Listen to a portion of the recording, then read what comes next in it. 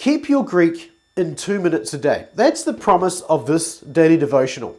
Is this a good promise to have? Is this going to help you really do that? Well, in this video, we're going to take a look at this devotional book, and I'm going to give you my view on this and give you some ideas about, how you might want to, the good and the bad of this. Let's get into it.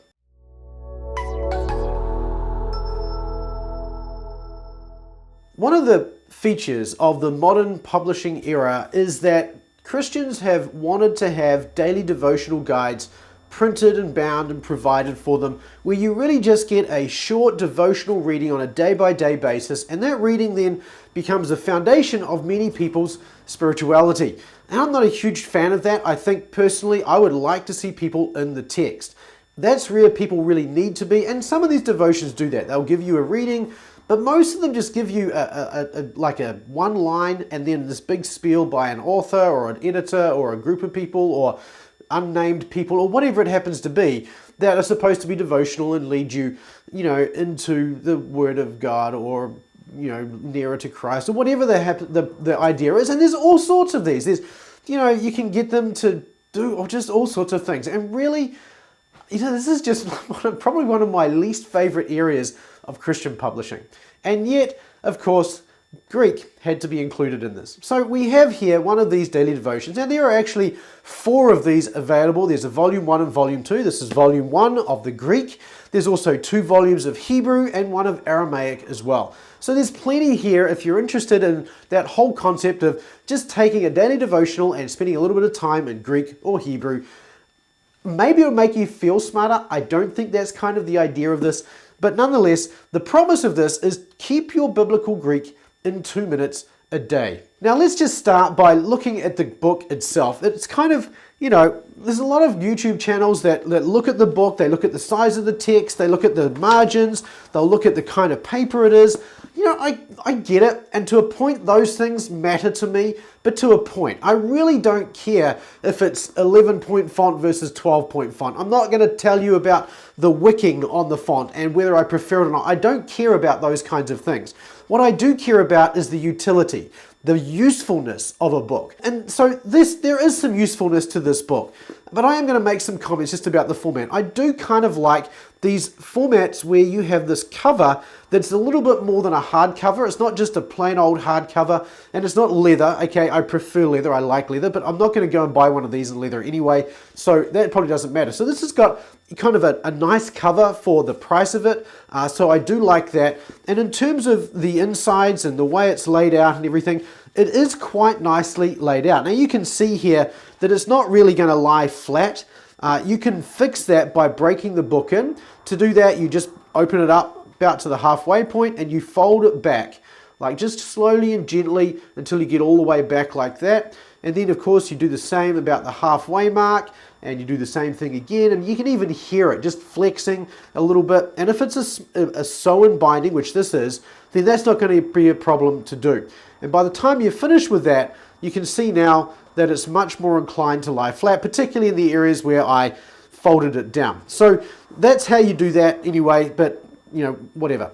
So the other thing about this, let me just take you through the layout inside, because that's really what we're here for. That's what we want to deal with. Now, in terms of the layout here, we have at the top here, we have the day number. So this has 3 different approaches for sequencing the readings of each day. You've got a day number. So you can start this anywhere in the year. Day 1 could be, say, April the 1st. And that would be day 1. Day 365 then would be March the 30th the following year, or March the 31st if it's not a leap year.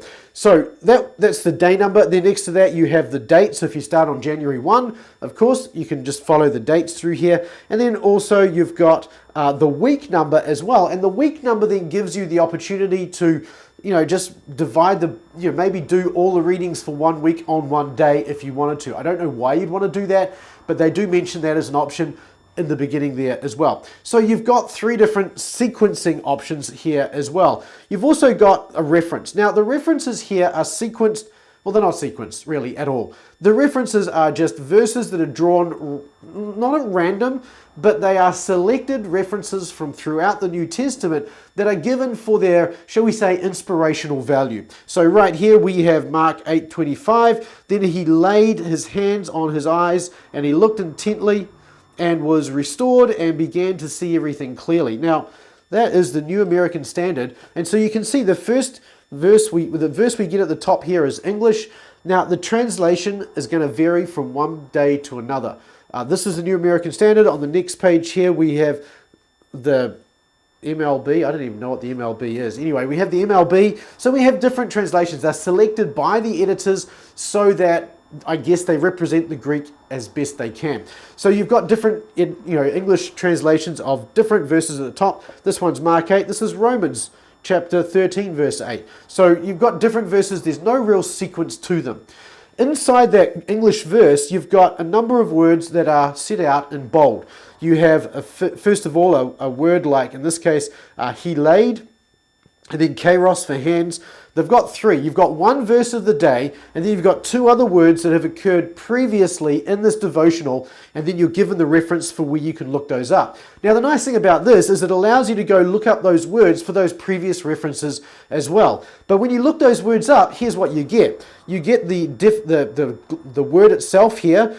Typically, you don't get the genitive, and you don't get the article with it, so you can't tell the gender if that's something you're rusty on. But you do see the word, you see a basic gloss, you see how many occurrences it has in the New Testament, and there's a transliteration, which I'd never understand why you'd have a transliteration. They're really for people who don't know Greek at all, and this is about keeping your Greek, so why have a transliteration? But these are just little things. So underneath that, of course, you've got the words you've previously seen. You can go back and look at those.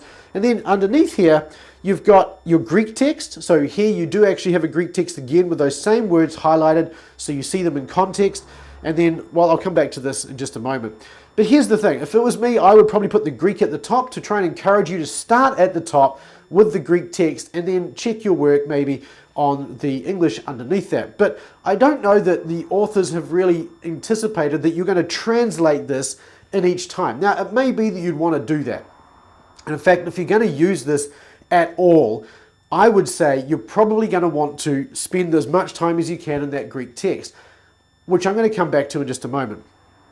Underneath that, you've got the English text here on the left, broken down clause by clause with the corresponding Greek text next to it. And this is probably the most helpful part of the daily page, because this allows you then to look at that Greek text and say, can I justify this English translation, or at least see how they justified that English translation from the Greek there? Does my understanding map to that? And that might be a really helpful thing to do on a day-by-day basis. Can you do that in 2 minutes? Probably. I don't think this is overly difficult to do. In terms of what you get on a day-by-day basis, it's really, in my opinion, this is primarily about the vocabulary. That's what it's about. And again, that comes back to who this is really designed for. This is designed for people who really have just finished beginning Greek. Not intermediate Greek, but beginning Greek. So for instance, there was one word I was looking at in here just a little bit ago, and the Greek word for it was Petros. Petros. Petros means Peter. If you're going to choose words throughout the New Testament for people to learn, then you'd probably want to choose high value words. Petros names are not, in my opinion, high value. The reason being that typically you're going to see the word once and you're going to remember it. You don't need a lot of help to remember proper nouns. I mean, for the most part, you can sound them out and you're fine understanding who it's referring to. You often don't even need an English gloss for it. So having names in here at all is one of those things I think is just really low value and reduces the value of this. In terms of the words you learn then, you're really focusing on words that occur 41 to 42 times or more. All the words that occur 42 times and more are in here, and half of the words that occur 41 times are in here as well, which means that really you're not going a lot further than a beginning Greek course. Now, Mounce's Basics of Biblical Greek will give you 330 words.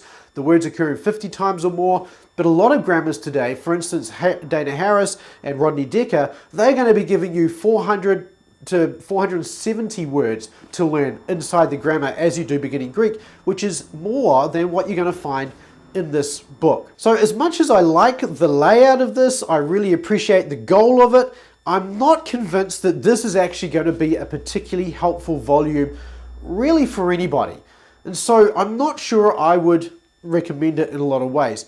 The thing is that there is one good thing about something like this though. I'll come back to that in just a moment. Before I do, if you're enjoying this video, go ahead and hit the like button, and that helps YouTube to know that this video is helpful and that more people should see it. So go ahead and do that. It helps me out a great deal. Thanks very much. The big drawback with this really, in my opinion, is that 2 minutes a day is not really enough to do anything significant in biblical Greek. Yeah, you can look up a word, maybe, spend a couple of moments sort of puzzling away at a Greek text, a single verse of Greek, but you're not going to really grapple with the grammar in any meaningful way if your Greek is that early, shall we say, and you're probably not going to even be able to finish translating the verse. So how much time are you really going to need to spend here? Probably more than 2 minutes if you're going to use this fully. And then if you're going to spend 2 minutes doing something like this, and you don't have the tools, like you don't have the knowledge, the mental tools, that's what I'm getting at. If you don't have those mental tools to be able to parse the words, to identify other words that are in the same text without looking them up, then really the value of something like this is going to be minimal. So really I think this is a vocabulary help more than a devotional. And I'm not sure I would call this a devotional, but this is really a vocabulary help more than anything else. And it's the sort of vocabulary help that's going to keep you stuck in Greek, if it's even going to help you maintain your Greek. Because if you're forgetting words like lithos, for instance, stone, then that word, and you see that word once a year, is that really going to be enough to help you remember that word? I would argue probably not. The real benefit of this book is really that it's going to help you form a habit around biblical Greek. This is really the benefit of something like this. I think there's better ways to form that habit, but if all you do is to start with a book like this and you spend 2 minutes thinking about a Greek word that this book gives you and looking at it in its context, then you can start to turn that 2-minute habit into something that would be really helpful, such as, for instance, adding, learning, and reviewing vocabulary in an app like Flashcards Deluxe or one of the other vocab apps that are out there like Quizlet or Bible Vocab Plus or any other app as well. There's plenty of different vocab apps out there. But using that 2 minutes, starting off with 2 minutes and then using that 2 minutes to start working on Greek in a meaningful way and then grow that 2 minutes. So make it a 2-minute habit and then grow that 2 minutes. This then could be turned into something that would be really helpful. And maybe, just maybe, you might want to start with something like this. But if you've got no Greek, I'm not sure that this is going to be particularly helpful. Certainly you can't use this without knowing the alphabet. And then if you do know the alphabet, it's not going to give you a lot of stuff. So it's probably not right to start with Greek on. So I would use this if you're at the end of your beginning Greek course and maybe you've got a week and you just want to spend some time looking at Greek over that period of a week or 2 weeks before you wait for your next course to start. Maybe this would be a good thing to sort of spend some time in there. But here's what I would probably do instead. I would actually probably go and get Logos Bible software or Accordance and use the tools in that to work through the Greek yourself. That way you've got all the parsing available for you if you need it. You've got access to other tools like Little and Scott or BDAG or whatever other lexicons you happen to have, and you can just double click on another word to see what it means as well. So you're not tied to just that one word or the 3 words in this verse. It allows you to sort of go beyond that so you can sort of explore more as well. And that exploration, again, just spending 2 minutes a day exploring a Greek text in Logos Bible software would be helpful. And maybe what you could do is start with the verse in this book and then go to Logos Bible software and explore that verse in more detail using the software there as well. So in a nutshell, there's not a huge amount to commend a book like this. But I'm interested in your feedback, and if you do want to get a copy of this, I'll leave a link in the description below so you can go and do that. But I'm interested in your views on this kind of thing. Do you use this? Do you find it helpful?